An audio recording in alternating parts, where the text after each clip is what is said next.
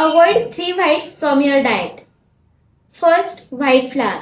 Second, processed salt. And last, white sugar. White flower म्हणजे जो मैदा आहे, जो की बिस्किट्स, बेकरी प्रॉडक्ट्स, रोटी, पिझ्झा यामध्ये असतो.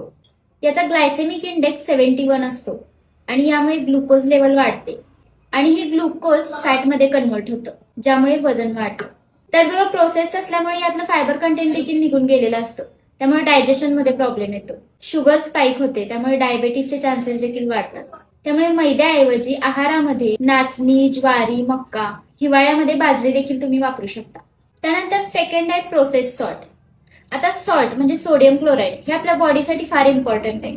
पण जे प्रोसेस्ड सॉल्ट, जे की packaged food, instant noodles, French fries, pizza, burger, Chinese यामध्ये प्रोसेस सॉल्ट असतं, जे की किडनीवर परिणाम करतो. किडनी हे बॉडीमध्ये फ्लुइड फिल्टर करण्याचं काम करत असतं आणि हे जे एक्सेस सोडियम आहे ते किडनीकडून मॅनेज केलं जात नाही, कारण किडनीच्या भोवती ज्या ब्लड व्हेसल्स असतात ते एक्सेस पोटॅशियम आणि सोडियम युरिन मार्फत बाहेर टाकण्याचं काम करत असतात.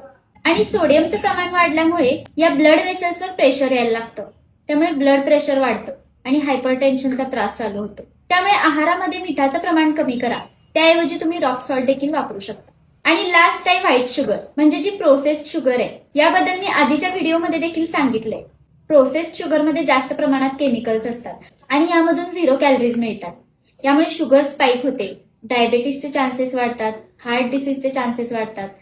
त्याचबरोबर लहान मुलांमध्ये डेंटल केरीज, अग्रेसिव्हनेस वाढतो, लठ्ठपणा, इम्युनिटी कमी होणं यासारख्या देखील तक्रारी वाढतात. त्यामुळे प्रोसेस शुगर ऐवजी नॅचरल शुगर, जी खजूर, अंजीर, मनुके किंवा सीझनल फ्रुट्स मधून मिळते, त्या सगळ्याचा तुम्ही डाएटमध्ये समावेश करू शकता.